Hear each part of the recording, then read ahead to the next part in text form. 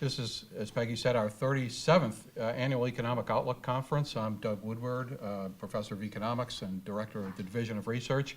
I've been here for 30 of these Economic Outlook conferences, and today we release our forecast for 2018. And our theme is that the Palmetto State's economic expansion is going to continue into next year. The state will follow in line with the U.S. economy, which has expanded now for more than 8 straight years. That's over 100 months straight after turning around in 2009. Despite the recent economic meltdown of the V.C. Sumner nuclear facility in Fairfield County, South Carolina's economy remains buoyant. We're fortunate this holiday season to have an unemployment rate closing in on full employment. It's now below 4% and even below the U.S. average. This has led to higher wage growth this year, and we expect that to continue into 2018 with stronger demand as a result of that. We expect 2018 to add another year which should be the longest economic expansion in history by 2019. The longest in the past have been the 1960s and the 1990s, but this is going to be an historic year, we believe, and that's going to continue into 2019. We're in a virtuous cycle of growth that will be boosted by steep tax cuts. In 2019, we should reach this new milestone of 20 straight years without a recession. On jobs, one feature of the current expansion, and Dr. Von Nessen is going to amplify this point, larger businesses now, those with more than 100 employees, are now generating a far greater share of employment growth in our state's economy than has been true in previous economic expansions. Those firms over 100 employees are now growing at about 3% job growth compared with 2% for those less than 100 employees. Those are famous companies like Mercedes, Vans, Volvo, BMW, and now with the announcement we know of Samsung, all expanding in our state. But it's not just foreign direct investment, the famous companies that we know about, but also local companies. Nephron in Columbia announced just last week or a couple weeks ago a multi-million-dollar expansion. They're investing more than overall in South Carolina, $320 million after moving their headquarters here from Orlando. They've got 640 employees here in the Midlands, and they're going to be expanding with 125 more jobs in the coming year. So this is typical of what we see is happening, and job growth is very strong, very healthy, especially among our larger companies, but small companies also participating in this expansion. So with that, let me turn it over to Dr. Von Nessen. Let me just say that Dr. Von Nessen, you can read about his bio, but he's now acquired more expertise than I think just about anyone else I know, at least anyone I know under 60, about our state's economy. So go ahead, Joey. Well, good morning, everyone. Thank you very much for being here and for participating today. My name is Jovan Nelson. I'm a research economist in the Moore School of Business, and want to just echo on some themes that we're seeing emerge in South Carolina in 2017. And in a sense, we have really continued the trend that has emerged throughout this entire expansion period, which I would summarize as calling slow and steady. Slow growth, but steady growth. And we have seen consistent growth, again, steady growth for a number of years. This is now the second longest, or is becoming the second longest expansion on record, as Dr. Woodward mentioned. And I think as we look at this slow and steady progress that the state is making, it's important to reflect on the general fact that expansions typically don't die of old age. And so we're now hearing a lot of questions about how long is this expansion going to last, given that it's now becoming the second longest expansion on record. But the length of it itself doesn't tell us much about how long it will continue.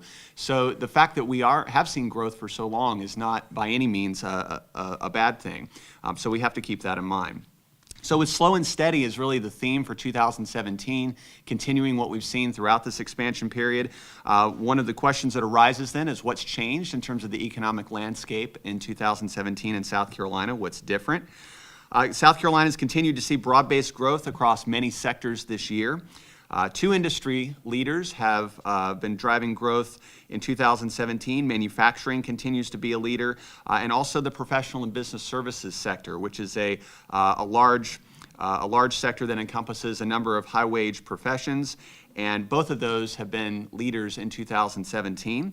but they have been offset by some slowdowns in construction especially, and also leisure and hospitality.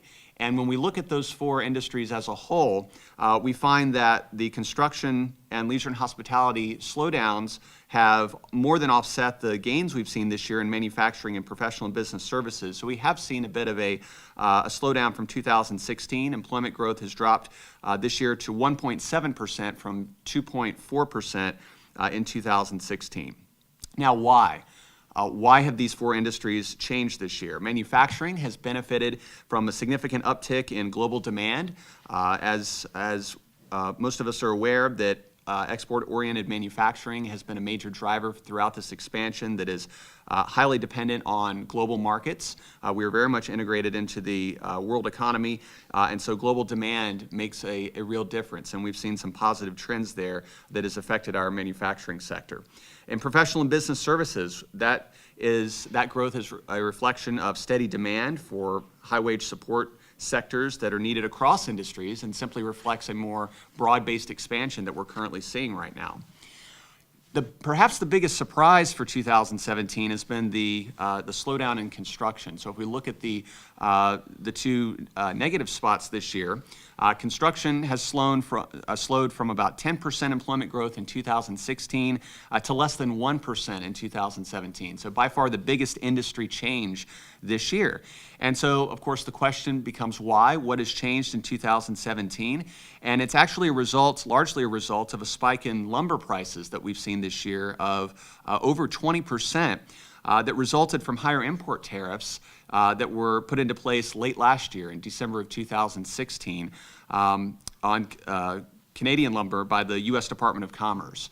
So this reflects really a long-run trade dispute between the U.S. and Canada on lumber and on these tariffs, and so that was just the latest change that affected prices in 2017. So they're working on a long-term solution there. Again, this is a long-run situation, but it has affected construction markets in South Carolina. Now, we haven't seen much of a decline in housing starts or permit activity as a result, simply because demand has been so high. Construction markets have responded nicely to wage gains and employment gains that we've seen throughout the state throughout this expansion period.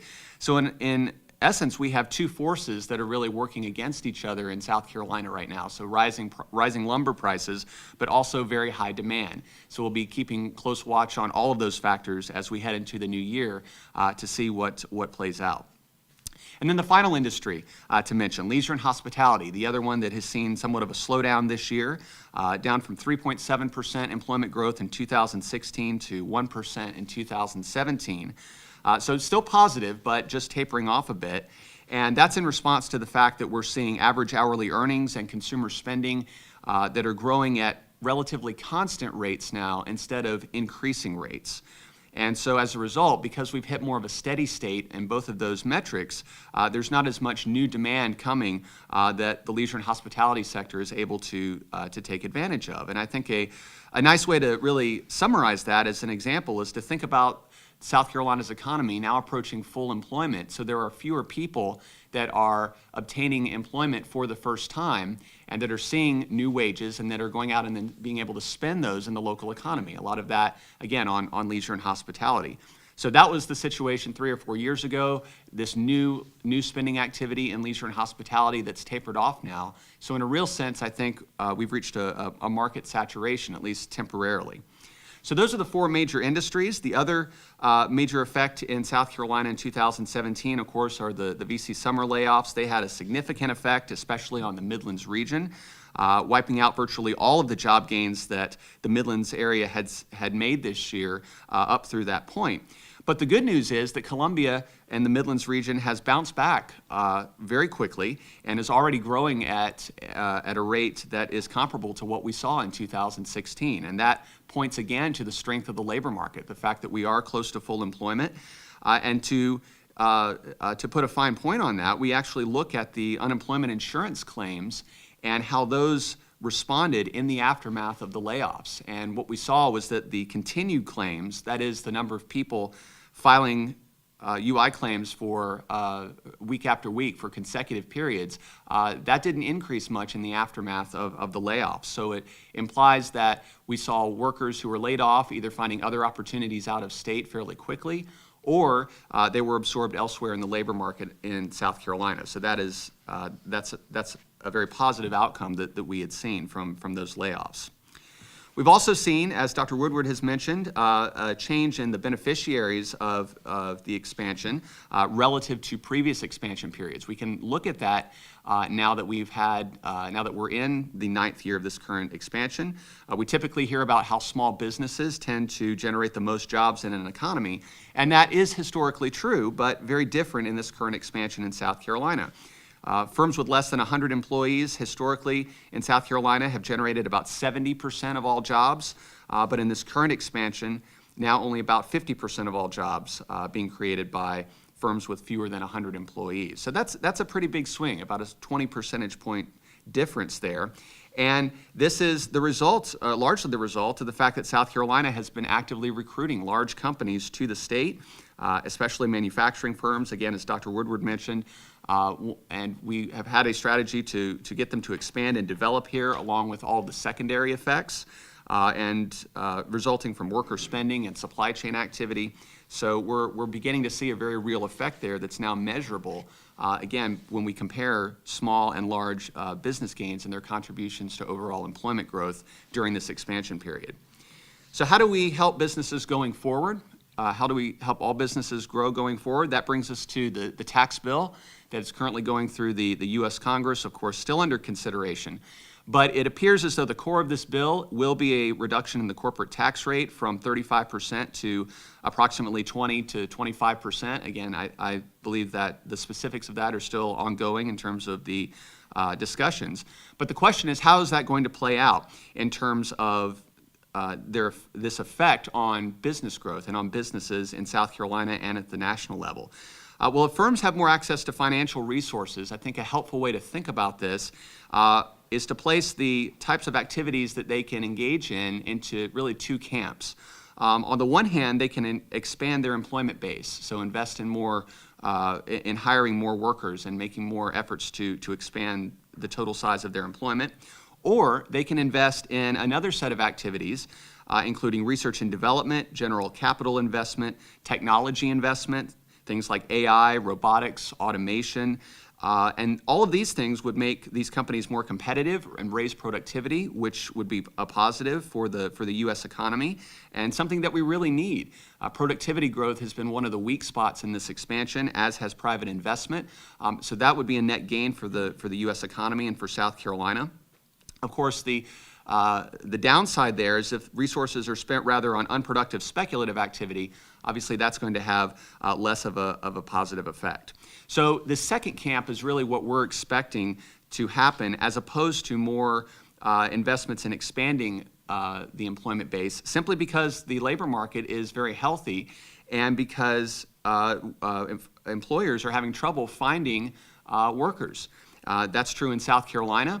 That's true across the U.S. So in a sense, we expect to see firms spending more of their time investing in their existing workforce, making them more productive, and also preventing other companies from poaching them than they are going to be invested in expanding their employment base, simply because the job market is so strong right now.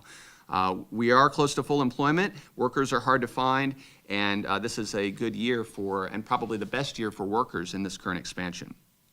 So finally then, what is the forecast for 2018 specifically? Well, we've mentioned this, we've talked around this point, but it's certainly true that the bottleneck of our state's growth right now is the labor force shortage. And without solving this, we're not likely to see a significant uptick in terms of employment growth from where it stands right now. But we are anticipating wage growth will likely pick up in the coming year in 2018. Specifically, our forecast for employment growth in 2018 is for the economy to continue to make steady gains. Our average anticipated growth rate for 2018, we are forecasting to be 2.1%. Again, 2.1% in 2018. Our forecast for total personal income growth, we expect to rise to 4.3%, up from about 3.8%, which is what we saw in 2017. And we also anticipate a slight decline in the unemployment rate as we continue to see more job opportunities, more people coming into the labor market. But again, that's going to be fairly minimal given that we're close to full employment. So we're specifically forecasting that the unemployment rate should drop to 3.6% by this time next year compared to 3.9% where it is now. And then finally, just very briefly, any threats to this outlook? I would say in general, probably the threats are small, and there are not many of them. Market fundamentals are strong, so we are optimistic going into the new year. And if we look out at what possible threats may emerge, I think the biggest threat is a policy error.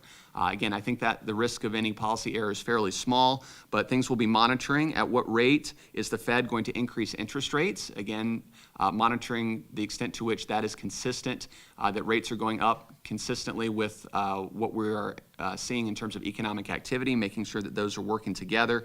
And then, of course, any changes to trade policies. Those would especially affect South Carolina. But I think this year confidence is much higher. We've now seen a new administration, a new Congress in Washington for a year. So I think looking ahead, both of those threats are relatively minor. And so and with market fundamentals so strong right now, we don't really see any major threats on the horizon for 2018. So that is the synopsis of our forecast. I will stop there, and I guess we can open it up to questions. Yeah, thank you, Dr. Von Nessen. We look forward to your questions.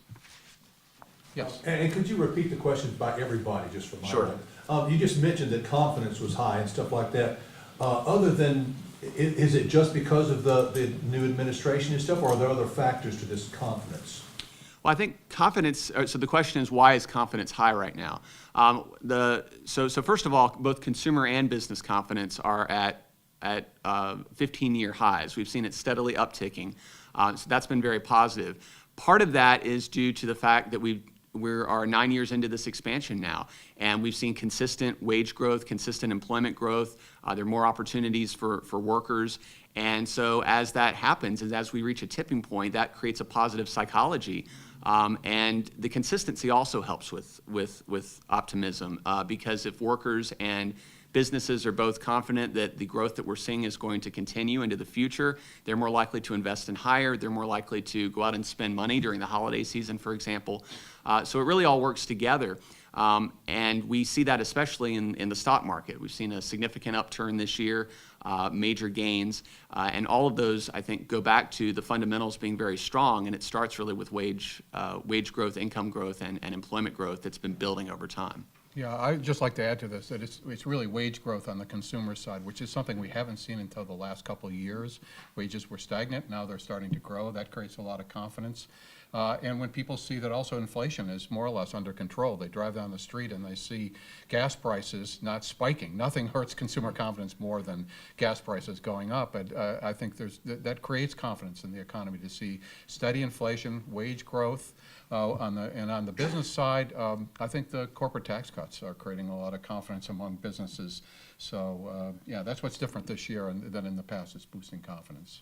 And Joey, are there worse problems to have in the economy than having a labor shortage? I mean, is that going to hurt us, or is that going to help spur more competition among companies to help recruit better people and increase pay for the average worker?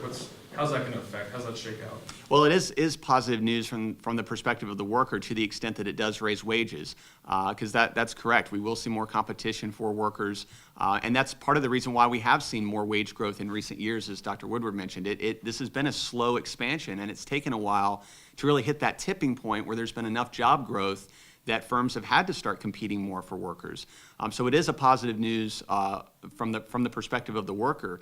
But then the critical point is, in order to get our economic growth to the next level, we have to, or companies are going to have to expand based on the demand that they're seeing. And of course, the workforce challenges presents an obstacle there. So from an employer perspective, that's something we still have to look at. Well, as Dr. Von Nessen mentioned too, I think the good news is there's a lot of new technology out there that hasn't fully been utilized. He mentioned AI, machine learning, robotics. And we believe that in the next few years, we're going to start to see investments in there, which will be labor saving at a time when we already have a tight labor market. So this is we're in a virtuous cycle right now where wages are growing. That's good for consumers and it's good for spending. But for businesses having a hard time finding workers, there are technologies now, labor saving technologies that are available. Good example of that is if you look at recently what Mercedes is doing with their expansion with the Sprinter vans down in Charleston, a lot of that investment, this is true of Volvo too and a lot of other companies, is going into automation and into robotics. And that's going to make us more productive and more competitive in the future. And just to follow up on the workforce, with the retirement of the baby boomers obviously happening over the next several years to come, does that compound workforce problems going forward? Yes, the short answer is yes. So in South Carolina, we have the benefit of having retirees coming to the state from the perspective of tourism, leisure, and hospitality. But yes, that is to the extent that we see more retirees exiting the workforce, that does create a problem. But we also see retirees in other areas as well. So the military, for example, we see people coming out of the military retiring in Columbia, in South Carolina. We have a large military presence, but those are young workers, right? So those are people who have been in the military, made a full career, 20, 25, 30 years. So they're coming out in their 40s and 50s, have these job skills that they can then transfer to the private sector. So it really depends on the age of retirement, but because we have a strong military presence here, that can provide an advantage, even though people exiting the workforce overall, of course, makes things more competitive, not less. Yeah, and I'll just add that we're fortunate to be in South Carolina where we are attracting migrants. We want to attract and retain more young migrants. Those are people in their prime working age years between 25 and 40. We're seeing that growth in that area, especially in our major metro areas like Charleston, Greenville, and Columbia. I think strategies for our state would make sense to continue that. We are going to need the workers with this retirement, but we can attract them. And part of the way we do attract them, by the way, is bring them into our university. We just don't want them to leave after they graduate. Gentlemen, I see that the discussion this afternoon will be workforce challenges. What are those challenges? It doesn't seem like you discussed them earlier. You talked about the positives of the workforce, but what are the challenges that our workforce faces? Well, one challenge is the skills shortage. And that is reflected in both soft skills, meaning showing up to work on time, dressing appropriately, other basic workforce readiness skills, plus the technical skills or the hard skills. So both of those are an issue from the perspective of employers that we speak to. That's the number one concern across the board. Another soft skill problem that we have heard about is, for example, workers passing drug tests. So there are all sorts of different factors there, but both are sizable concerns, and we're going to speak to how we, number one, address those, but in particular with the hard skills, how do we meet the demands of employers and find workers, provide them opportunities to train them, and provide them the access and the awareness of where those jobs are, and how do we meet employer to employee and allow them to match up, because that's one of the benefits that companies that have been coming here have talked about. Programs like Apprenticeship Carolina, like Ready SC, which we'll be talking about more this afternoon, really are national models for a way to address this problem. So that needs to be expanded. Programs like that, and we do a good job of that already, but we've got to do a better job because this problem is still here, and it's going to continue if we don't actively address it. Yeah, you'll hear this afternoon from executive at Boeing, but we've been interviewing and surveying companies across South Carolina over the past year, and this is what we hear constantly, is that they have an increasing demand for more skilled workers, but the major challenge that they have, they can train them to some extent. They have the apprenticeship programs, is on the soft skill side, we'd say the work ethic, because you get the tight labor market, you're having to reach deeper and deeper into the pool of labor that's left, and as that shrinks, we really need to be working on shoring that up or finding a way to get more migrants into South Carolina who have the skills that we need. Is that a consequence of the lower employment rate? Well, partly, but not entirely. It's also a consequence of the kinds of jobs that are in demand right now, which is a good thing. we need these skills.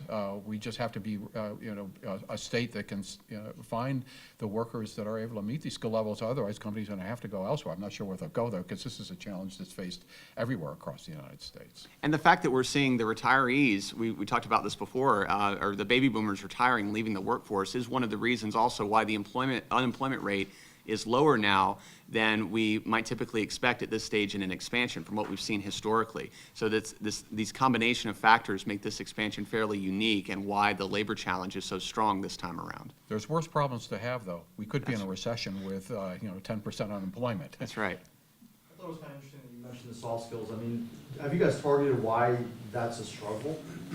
Is it a generational thing, or is that just something that is pretty regular with, the newer workforce coming in, no matter what generation they are? I think it's both. I think partly this, distractions, from what I hear going on in K through 12, it's a real challenge to get people's attention span.